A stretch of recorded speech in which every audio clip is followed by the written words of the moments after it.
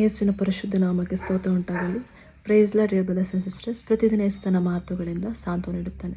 Every Jesus comforts with his words. ಈ ದಿನದ ವಚನ ಯೆರೆಮೀಯ 1ನೇ ಅಧ್ಯಾಯ 5ನೇ ವಚನ. ಯೆರೆಮೀಯ 1:5. ನಾನಿನ್ನನ್ನು ಹೊಟ್ಟೆಯಲ್ಲಿ ನಿರ್ಮಿಸುವುದಕ್ಕಿಂತ ಮುಂಚೆ ನಿನ್ನನ್ನು ತಿಳಿದಿದ್ದೆನು, ನಿನ್ನ ಗರ್ಭದಿಂದ ಹೊರಗೆ ಬರುವುದಕ್ಕಿಂತ ಮುಂಚೆ ನಿನ್ನನ್ನು ಪರಿಶುದ್ಧ ಮಾಡಿದೆನು ಮತ್ತು ನಿನ್ನನ್ನು ಜನಾಂಗಗಳಿಗೆ ಪ್ರವಾದಿಯಾಗಿ ನೇಮಿಸಿದ್ದೆನು ಅಂದನು. ಆಮೇನ್. ಇಲ್ಲಿ ನಿನ್ನನ್ನು ಹೊಟ್ಟೆಯಲ್ಲಿ ನಿರ್ಮಿಸುವುದಕ್ಕಿಂತ ಮುಂಚೆ. ಆಮೇನ್. ಆವಾಗ ದೇವರು ನಮ್ಮನ್ನು ತಿಳಿದಿರುವ ದೇವರಾಗಿದ್ದಾರೆ. ಜೊತೆಗೆ ತಾಯಿ ಗರ್ಭದಿಂದ ಹೊರಗೆ ಬರೋಕ್ಕೆ ಮುಂಚೆ ನಮ್ಮನ್ನು ದೇವರು ಪರಿಶುದ್ಧದಲ್ಲಿ ಮಾಡಿದ್ದಾನೆ. ಜೊತೆಗೆ ನಿನ್ನನ್ನು ಜನಾಂಗಗಳಿಗೆ ಪ್ರವಾದಿಯಾಗಿ ನೇಮಿಸಿದ್ದಾನೆ. ಆಮೇನ್. ಪ್ರವಾದಿ ಅಂತ ಹೇಳುವಾಗ ದೇವ್ರ ಮಾತನ್ನು ಕೇಳಿಸಿಕೊಂಡು ಅನೇಕ ಜನರಿಗೆ ತಿಳಿಸುವಂಥದ್ದು ಒಂದು ಪ್ರವಾದನೆಂಬುದಾಗಿ ಕರೆಯಲ್ಪಡುವಂತರಾಗಿದ್ದಾರೆ.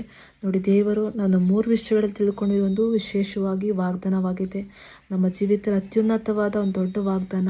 ಅದು ವಾಗ್ದಾನ ನಮ್ಮ ಜೀವಿತ ನೆರವೇರಿಸುವಂತಾಗಿದೆ. ಪ್ರತಿಯೊಬ್ಬರು ಯಾರೆಲ್ಲ ಯೇಸುವಿನ ಮಕ್ಕಳಾಗಿದ್ದಾರೆ, ಅದು ದೊಡ್ಡ ವಾಗ್ದಾನ. ಇದು ನಾವು ನಮ್ಮ ಆಲೋಚನೆ ಮೂಲಕವಾಗಿ ದೇವರನ್ನ ಆರಾಧಿಸ್ತಿಲ್ಲ, ದೇವರನ್ನ ನಾವು ಆರಿಸಿಕೊಂಡಿಲ್ಲ. ಯಾಕಂದರೆ ದೇವರು ನಮ್ಮನ್ನು ಆರಿಸಿಕೊಂಡಿದ್ದಾರೆ. ದೇವರು ನಾವು ಹೇಗೆಂತೆ ಹೊಟ್ಟೆಯಲ್ಲಿ ನಿರ್ಮಿಸೋದಕ್ಕೆ ಮುಂಚೆ ದೇವರು ನಮ್ಮ ಬಗ್ಗೆ ತಿಳಿದಿರೋ ದೇವರಾಗಿದ್ದಾರೆ. ಜೊತೆಗೆ ನಾವು ಗರ್ಭದಿಂದ ಹೊರಬರೋಕ್ಕೆ ಮುಂಚೆ ನಮ್ಮನ್ನು ಪರಿಶುದ್ಧರಾಗಿ ಮಾಡಿದ್ದಾರೆ. ಜೊತೆಗೆ ಜನಾಂಗಗಳಿಗೆ ಪ್ರವಾದಿಯಾಗಿ ನಮ್ಮೆಲ್ಲರನ್ನು ನೇಮಿಸಿದ್ದಾರೆ. ಒಬ್ಬರಿಬ್ಬರಲ್ಲ, ಪ್ರತಿಯೊಬ್ಬರನ್ನು ಯಾರೆಲ್ಲ ಯೇಸುವಿನ ಪರಿಶುದ್ಧವಾದ ರಕ್ತ ತೊಳೆಯಲ್ಪಟ್ಟು ದೇವರ ಮಗನೆಂಬುದಾಗಿ ಕರೆಯಲ್ಪಡುವ ಪ್ರತಿಯೊಬ್ಬರನ್ನು ಒಂದು ಪ್ರವಾದಿಯಾಗಿ ಅನೇಕ ಜನಾಂಗಗಳಿಗೆ ದೇವರ ಸಾರೋದಕ್ಕೆ ದೇವರು ಆರಿಸಿಕೊಂಡಿರುವಂಥ ಒಂದು ವಿಶೇಷವಾದ ಆತನ ಮಕ್ಕಳಾಗಿದ್ದೇವೆ ನಾವು. ಅದೇ ರೀತಿ ಒಂದು ವಾಕ್ಯ ನೋಡುವಾಗ ಆತ ನಮ್ಮನ್ನು ನಿರ್ಮಿಸುವುದಕ್ಕೆ ಮುಂಚೆ ಎಂಬುದಾಗಿ ಹೇಳುವಾಗ ಯೆಶಾಯ 49ನೇ ಅಧ್ಯಾಯ, ಯೆಶಾಯ 49 ನೋಡೋಣ. 1 ಮತ್ತು 5ನೇ ವಚನ. 49 ಅಧ್ಯಾಯ 1 ಮತ್ತು 5 ವಚನ. ಓ ದ್ವೀಪ ನಿವಾಸಿಗಳ ನನ್ನ ಮಾತನ್ನು ಕೇಳಿರಿ, ದೂರದ ಜನಗಳೇ ಕಿವಿಗೊಡಿರಿ. ನನ್ನ ಗರ್ಭದಲ್ಲಿದ್ದಾಗಲೇ ಕರ್ತನನ್ನು ಕರೆದನು, ತಾಯಿ ಉದರದಲ್ಲಿದ್ದಾಗಿಂದಲೂ ನನ್ನ ಹೆಸರನ್ನು ಹೇಳುತ್ತಿದ್ದಾನೆ. ಆಮೇನ್. ಮತ್ತು 5ನೇ ವಚನ. ಯಾಕೋಬನನ್ನು ತನ್ನ ಕಡೆ ತಿರುಗಿಸಿ ಸೇರಿಸಿಕೊಳ್ಳಬೇಕೆಂತಲೂ ಇಸ್ರೇಲು ತನ್ನ ಕಡೆ ಕೂಡಿಸಿಕೊಳ್ಳುವಂತೆಯೂ ಆತನು ಗರ್ಭದಲ್ಲಿಯೇ ನನ್ನನ್ನು ತನ್ನ ಸೇವಕನಾಗಿ ರೂಪಿಸಿದನು. ಆದರೂ ನಾನು ಕರ್ತನ ದೃಷ್ಟಿ ಗೌರವವುಳ್ಳವನಾಗಿರುವೆನು ಮತ್ತು ನನ್ನ ದೇವರೇ ನನಗೆ ಬಲವಾಗಿರುವನು. ಆಮೇನ್.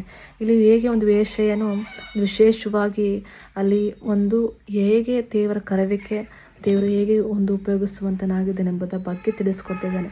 ನೋಡಿ, ಇಲ್ಲೂ ಸಹ ನಾನು ಗರ್ಭದಲ್ಲಿದ್ದಾಗಲೇ ಕರ್ತನನ್ನು ಕರೆಯುತ್ತಾನೆ. ಆಮೇಲೆ ತಾಯಿ ಉದರದಲ್ಲಿ ಇದ್ದನಿಂದಲೂ ನನ್ನ ಹೆಸರನ್ನು ಹೇಳುತ್ತಿದ್ದಾನೆ. ಆಮೇಲೆ ನಾವು ತಾಯಿ ಗರ್ಭದಲ್ಲಿರುವಾಗಲೂ ಮತ್ತು ನಾವು ಹೊಟ್ಟೆಯಲ್ಲಿರುವಾಗಲೂ ದೇವರನ್ನ ಹೆಸರನ್ನು ಮತ್ತು ನಮ್ಮನ್ನು ಕರೆದಿರುವ ದೇವರಾಗಿದ್ದಾರೆ. ಜೊತೆಗೆ ಯಾಕೋಬನನ್ನು ಕರೆದ ದೇವರು ಹೇಗೆ ಅಂತ ಸೇರಿಸ್ಕೊಳ್ಬೇಕೆಂಬುದಾಗಿ, ಇಸ್ರೇಲ್ ತನ್ನ ಕಡೆ ಕೂಡಿಕೊಳ್ಬೇಕೆಂಬುದಾಗಿಯೇ ಪ್ರತಿಯೊಂದು ಸೇವಕರನ್ನು ರೂಪಿಸಿದಾಗೆ ತಾಯಿ ಗರ್ಭದಲ್ಲಿರುವಾಗಲೇ ಎಂಬುದಾಗಿ. ನಾನು ಕರ್ತನ ದೃಷ್ಟಿ ಗೌರವವುಳ್ಳವನಾಗಿರುವೆನು ಮತ್ತು ನನ್ನ ದೇವರು ನನಗೆ ಬಲವಾಗಿರುವನು. ನಿಜವಾಗಿ ನಾವು ಎಷ್ಟು ಅವಮಾನ ಹೊಂದಿದ್ದೀವಿ, ಎಷ್ಟು ಒಂದು ಯಾವ ರೀತಿಯಾಗಿ ನಾವು ಇರಬೇಕು ಹೇಗೆ ಎಂಬುದಾಗಿ ತಿಳಿದಿಲ್ಲ. ಆದರೆ ದೇವರು ತಾನೇ ಒಂದು ವಿಶೇಷವಾಗಿ ಅದೊಂದು ದೃಷ್ಟಿ ಗೌರವವುಳ್ಳವರಾಗಿದ್ದೇವೆ. ನಮಗೆ ಅನೇಕರು ಮನುಷ್ಯರು ಗೌರವ ಇಲ್ಲ, ನಮ್ಮಲ್ಲಿ ಒಂದು ರೆಸ್ಪೆಕ್ಟ್ ಇಲ್ಲ. ಅನೇಕ ಒಂದು ಹೀಯಾಳಿಸ ರೀತಿಯಲ್ಲಿ ದೀನ ಸ್ಥಿತಿಯಲ್ಲಿ ನೋಡೋದಾದರೂ ನಾವು ಯಾರ ದೃಷ್ಟಿಯಲ್ಲಿ ಗೌರವವುಳ್ಳವರಾಗಿದ್ದೇವೆ? ನಾವು ಪ್ರಾಣ ಪ್ರಿಯನ ಒಂದು ಯೇಸು ಕ್ರಿಸ್ತನ ದೃಷ್ಟಿಯಲ್ಲಿ ನಾವು ಗೌರವವುಳ್ಳವರಾಗಿದ್ದೇವೆ. ನಮಗೆ ಯಾರು ಬಲವಾಗಿದ್ದಾರೆ? ನನ್ನ ದೇವರೇ, ನಮ್ಮ ಕ್ರಿಸ್ತನೇ ನಮಗೆ ಬಲವಾಗಿದ್ದಾನೆ. ಆಮೇನ್. ಮತ್ತು ಯಾವುದು ಹೇಗೆ ಆತ ನಮ್ಮನ್ನು ತಿಳಿದಿರುವ ದೇವರಾಗಿದ್ದಾನೆಂಬುದಾಗಿ, ಜೊತೆ ನಾವು ಹೇಗೆ ಪರಿಶುದ್ಧತೆಯಲ್ಲಿ ಇರಬೇಕೆಂಬುದಾಗಿ ಆತನ ಕರೆದಿದ್ದಾನೆಂಬುದಾಗಿ ನಾವು ನೋಡೋದಾದರೆ ಎಫೆಸ 1ನೇ ಅಧ್ಯಾಯ, ಎಫೆಸ 1:4ನೇ ವಚನ. ನಾವು ಪ್ರೀತಿಯಲ್ಲಿದ್ದು ಆತನ ಸನ್ನಿಧಿಯಲ್ಲಿ ಪರಿಶುದ್ಧರು ನಿರ್ದೋಷಿಗಳಾಗಿರಬೇಕೆಂದು ಆತನ ಜಗತ್ತಿಗೆ ಅಸ್ತಿವಾರ ಹಾಕುವುದಕ್ಕಿಂತ ಮುಂಚೆ ನಮ್ಮನ್ನು ಕ್ರಿಸ್ತನಲ್ಲಿ ಆರಿಸಿಕೊಂಡನು. ಆಮೇಲೆ ನಾವು ನಿಜವಾಗಿ ದೇವರಲ್ಲಿ ಒಂದು ಸನ್ನಿಧಿಯಲ್ಲಿ ಪರಿಶುದ್ಧರಾಗಿ ನಿರ್ದೋಷಿಗಳಾಗಿರಬೇಕೆಂಬುದಾಗಿ ಜಗತ್ತಿಗೆ ಅಸ್ತಿವಾರ ಹಾಕೋ ಮುಂಚೆ ನಮ್ಮನ್ನು ಕ್ರಿಸ್ತನಲ್ಲಿ ಆರಿಸಿಕೊಂಡಿದ್ದಾನೆ. ಆಮೇಲೆ ನಾವು ನೋಡಿದ್ವಿ ಯೆರೆಮೀಯ 1:5 ವಾಕ್ಯದಲ್ಲಿ ನಾವು ಹೇಗೆ ಒಂದು ತಾಯಿ ಗರ್ಭದಲ್ಲಿರುವಾಗ ನಿರ್ಮಿಸುವ ಮುಂಚೆ ಆತ ನಮ್ಮನ್ನು ತಿಳಿದಿದ್ದಾನೆ. ಜೊತೆಗೆ ಗರ್ಭದಲ್ಲಿರುವಾಗ ಆತ ನಮ್ಮನ್ನು ಪರಿಶುದ್ಧತೆ ಮಾಡಿದ್ದಾನೆ. ಜೊತೆಗೆ ಪ್ರವಾದಿಗಳಾಗಿ ಜನಾಂಗಗಳಿಗೆ ಪ್ರವಾದಿಯಾಗಿ ನಮ್ಮನ್ನು ಆರಿಸಿಕೊಂಡಿರುವಂತನಾಗಿದ್ದಾನೆ. ದೇವರ ಸ್ತೋತ್ರ. ನಾವು ಈ ದಿನಗಳಲ್ಲಿ ನಾವು ಹೇಗಿರಬೇಕೆಂಬುದಾಗಿ ದೇವರು ತಾನೆ. ನಾವು ಸ್ವತಃ ನಮ್ಮ ಆಲೋಚನೆಗಳಿಂದಲ್ಲ ನಾವು ದೇವರು ತಿಳಿದುಕೊಂಡು ಆರಾಧಿಸ್ತಿರುವುದು. ದೇವರು ಒಂದು ಭೂಮಿ ಅಸ್ತಿವಾರ ಹಾಕುವ ಮುಂಚೆನೇ ನಮ್ಮನ್ನು ಕರೆದಿರೋ ದೇವರು, ತಿಳಿದಿರೋ ದೇವರು. ಈ ದಿನಗಳಲ್ಲಿ ನಮ್ಮನ್ನ ಒಂದು ಪ್ರವಾದಿಗಳಾಗಿ ದೇವರು ನಮ್ಮನ್ನು ಆರಿಸಿಕೊಂಡಿದ್ದಾರೆ. ನಾವು ನಿಜವಾಗಿಯೂ ಇರುವಂಥ ಸ್ಥಿತಿಯಲ್ಲಿ ಇದ್ದೀವಾ, ಅದು ನಾವು ದೇವರ ಬಳಿ ಕೇಳ್ಕೊಳ್ಳೋಣ. ದೇವರೇ, ನಾವು ಯಾವ ರೀತಿಯಾಗಿ ಇರಬೇಕೆಂಬುದಾಗಿ ನೀನು ಇಷ್ಟಪಡ್ತೀಯ, ನೀನು ಹೇಗೆ ನಮ್ಮನ್ನು ಉಪಯೋಗಿಸ್ಕೊಳ್ಬೇಕೆಂಬುದಾಗಿ ನಿದ್ದೀಯ, ನಿನ್ನ ಚಿತ್ತವೇನು ಎಂಬುದಾಗಿ ಕೇಳುವಾಗ ಆತ ನಮ್ಮನ್ನು ಉಪಯೋಗಿಸ್ಕೊಳ್ಳೋದಕ್ಕೆ ಸಾಧ್ಯವಾಗಿದೆ. ಏಕೆಂದರೆ ದೇವರು ತಾನೇ ನಮ್ಮನ್ನು ಆರಿಸಿಕೊಂಡಿದ್ದಾರೆ, ಹೆಸರಿಡಿದು ಕರೆದಿದ್ದಾರೆ, ನಮ್ಮನ್ನು ಪರಿಶುದ್ಧ ಜನಾಂಗವಾಗಿ ಇಟ್ಟಿದ್ದಾರೆ. ಅನೇಕರಾಗಿ ಪ್ರವಾದಿಸಬೇಕು ಮಕ್ಕಳಾಗಿ ನಮ್ಮನ್ನು ಕರೆದಿರುವಾಗ, ನಾವು ಈ ಸ್ಥಿತಿಯಲ್ಲಿ ಬದಲಾವಣೆ ಬೇಕು ಅನ್ನುವಾಗ ದೇವರ ಈ ವಾಕ್ಯಗಳನ್ನು ನಾವು ಈ ಪ್ರತಿದಿನ ಪ್ರಾರ್ಥಿಸುವಂತರಾಗಿರಬೇಕು. ಒಂದು ಬದಲಾವಣೆ ನಮ್ಮ ಜೀವಿತಗಳಲ್ಲಿ ಆಗುವಂಥದ್ದಾಗಿದೆ. ಯಾಕೆಂದರೆ ನಮ್ಮ ದೇವರು ವಾಗ್ದಾನ ಮಾಡುವ ಕರ್ತನಾಗಿದ್ದಾನೆ. ಆ ವಾಗ್ದಾನಗಳಾಗಿ ನೆರವೇರಿಸುವ ದೇವರು, ಆ ವಾಗ್ದಾನಗಳನ್ನು ರೀತಿಯಾಗಿ ನಡೆಸಿಕೊಳ್ಳುವ ದೇವರಾಗಿದ್ದಾರೆ. ದೇವರ ಸ್ತೋತ್ರ. ನಾವು ಯಾವ ರೀತಿಯಾಗಿ ದೇವರ ದೃಷ್ಟಿಯಲ್ಲಿ ಅಮೂಲ್ಯರಾಗಿದ್ದೇವೆ, ನಾವು ಆತನಲ್ಲಿ ಆ ದೇವರ ದೃಷ್ಟಿಯಲ್ಲಿ ಗೌರವವುಳ್ಳವರಾಗಿದ್ದೇವೆ. ನನ್ನ ದೇವರೇ ನಮಗೆ ಬಲವಾಗಿದ್ದಾರೆ. ನಾವು ಭಯಪಡೋದು ಬೇಡ.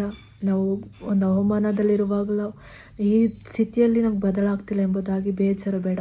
ಆದರೆ ದೇವರ ವಾಗ್ದಾನ ಇದು ದೃಢವಾಗಿಟ್ಟುಕೊಂಡು ನಾವು ಪ್ರಾರ್ಥಿಸುವಾಗ, ನಾವು ಪ್ರತಿನಿತ್ಯವೂ ಒಂದು ಪ್ರಾರ್ಥನೆಯಲ್ಲಿ ಈ ವಾಕ್ಯವನ್ನು ಇಟ್ಟು ಪ್ರಾರ್ಥಿಸುವಾಗ ನಮ್ಮ ಜೀವಿತ ಒಂದು ದೊಡ್ಡ ಬದಲಾವಣೆ ದೇವರು ಕೊಡುವಂತರಾಗಿದ್ದರೆ, ಆತನ ಚಿತ್ತ ಅಂತ ನಮ್ಮನ್ನು ಉಪಯೋಗಿಸುವಂತನಾಗಿದ್ದಾನೆ. ನಮ್ಮ ನಂಬಿಕೆ ಆತನಲ್ಲಿರೋಣ. ಈ ವಾಗ್ದಾನವನ್ನು ಪ್ರತಿನಿತ್ಯ ಆರೈಕೆ ಮಾಡೋಣ. ನಾವು ಪ್ರತಿನಿತ್ಯವೂ ಆತನ ಒಂದು ವಾಗ್ದಾನ ನಾವು ಪಡೆಯಲಿಕ್ಕೆ ತೆಗೆದುಕೊಳ್ಳುವಾಗ ಆ ವಾಗ್ದಾನ ಪ್ರಕಾರವನ್ನೇ ನಮ್ಮ ಜೀವಿತಗಳಲ್ಲಿ ಒಂದು ವಿಶೇಷವಾದ ಬದಲಾವಣೆ ಕಾಣುವಂಥದ್ದಾಗಿದೆ. ಏಕೆಂದರೆ ಪ್ರಾರ್ಥನೆಗೂ ಶಕ್ತಿ ಇದೆ. ಪ್ರಾರ್ಥನೆಯಲ್ಲಿ ಕೇಳುವಾಗ ನಾವೊಂದು ಬಿಡುಗಡೆ ಹೊಂದ್ಕೊಳ್ಳೋಕೆ ಸಾಧ್ಯ. ಪ್ರಾರ್ಥನೆಯಲ್ಲಿ ಒಂದು ಅಧಿಕಾರ ಇದೆ. ಪ್ರಾರ್ಥನೆ ನಮಗೆ ಸ್ವಸ್ಥಪಡಿಸುವಂಥದ್ದೇ. ಪ್ರಾರ್ಥನೆ ನಮ್ಮ ಜೀವಿತನ ಬದಲಾಯಿಸುವಂಥದ್ದಾಗಿದೆ. ಯಾವ ರೀತಿಯಾಗಿ ವಾಕ್ಯಗಳ ಮೂಲಕವಾಗಿ, ವಾಕ್ಯ ಅಂತ ಹೇಳುವಾಗ ದೇವ್ರ ಮಾತಾಗಿದೆ. ದೇವ್ರ ಮಾತುಗಳನ್ನು ನಾವು ಹೇಳುವಾಗ, ಜೊತೆ ಮಾತನಾಡುವಾಗ ಹೆಚ್ಚಾಗಿ ಬಲವನ್ನು ಹೊಂದಿಕೊಂಡು ಆ ವಾಕ್ಯವು ನಮ್ಮ ಜೀವಿತದಲ್ಲಿ ಕಾರ್ಯ ಮಾಡುವಂಥದ್ದಾಗಿದೆ. ದೇವರ ಸ್ತೋತ್ರ. ನಾವು ತಾಯಿ ಗರ್ಭದಲ್ಲಿರುವಾಗ ಮುಂಚೆನೂ, ತಾಯಿ ಹೊಟ್ಟೆಯಲ್ಲಿರುವಂಥ ಬರೋಕ್ಕೆ ಮುಂಚೆನೂ ದೇವರು ಆರಿಸಿಕೊಂಡಿದ್ದಾನೆ. ಈಗ ಎಫೆಸ 1:4 ನೋಡಿದ್ವಿ. ಈ ಜಗತ್ತಿಗೆ ಅಸ್ತಿವಾರ ಹಾಕೋದು ಮುಂಚೆಯೇ ನಮ್ಮನ್ನು ಕ್ರಿಸ್ತನಲ್ಲಿ ಆರಿಸಿಕೊಂಡಿದ್ದಾನೆ. ಆಮೇಲೆ ದೇವರ ಸ್ತೋತ್ರ. ಎಂಥ ಒಳ್ಳೆಯ ದೇವರು, ಎಂಥ ಒಂದು ಅದ್ಭುತ ಕರ್ತನು, ಎಂಥ ಒಂದು ಅತಿಶಯನೂ ನಮ್ಮ ದೇವರು. ಪರಾಕ್ರಮಿಯ ದೇವರು, ಬಲವುಳ್ಳ ದೇವರು. ನಿಜವಾಗಿಯೂ ನಾವು ಇರುವಂಥ ಸ್ಥಿತಿ ಬದಲಾಗಬೇಕಾ, ನಾವು ಅನೇಕರ ಒಂದು ಪಡಬೇಕಾ, ಅನೇಕರಿಗೆ ನಾವು ಉಪಯೋಗಕರವಾಗಿರಬೇಕಾ, ದೇವರ ಒಂದು ಬಳಿಯಲ್ಲಿ ವಾಗ್ದಾನ ಇಟ್ಟು ಪ್ರಾರ್ಥಿಸುವಾಗ ನಿಜವಾಗಿ ನಮ್ಮ ಜೀವಿತದ ಒಂದು ಬದಲಾವಣೆಯನ್ನು ಕೊಡುವ ದೇವರಾಗಿದ್ದಾರೆ. ದೇವರ ಸ್ತೋತ್ರ. ಈ ದಿನ ಈ ವಿಷಯಗಳಲ್ಲಿ ದೇವರು ತನ್ನ ಮಾತನಾಡಿದ್ದಾನೆ. ದೇವರ ಸ್ತೋತ್ರ ಸಲ್ಲಿಸುತ್ತಾ ಯೇಸುವಿನ ಕೃಪೆಯು ನಮ್ಮೆಲ್ಲರೊಂದಿಗಿರಲಿ. ಆಮೆನ್.